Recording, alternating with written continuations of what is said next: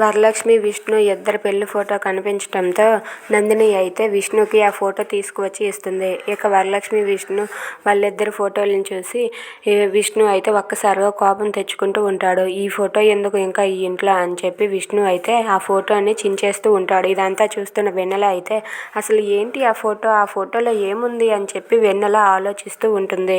ఇక విష్ణు అయితే ఆ ఫోటోని చించేసి అక్కడ అలా గార్డెన్లోనికి విసిరేస్తాడు.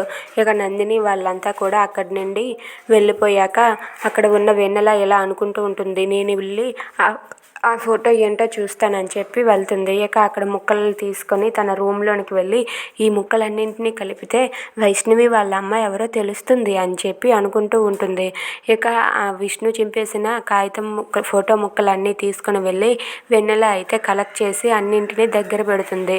ఇక విష్ణు ఫోటో అయిపోయాక తర్వాత వరలక్ష్మి ఫోటోనే ఇలా దగ్గర పెడుతూ ఉంటే ఏంటి ఎవరో తెలిసిన వ్యక్తిలా ఉన్నారని చెప్పి వెన్నెల అనుకుంటుంది.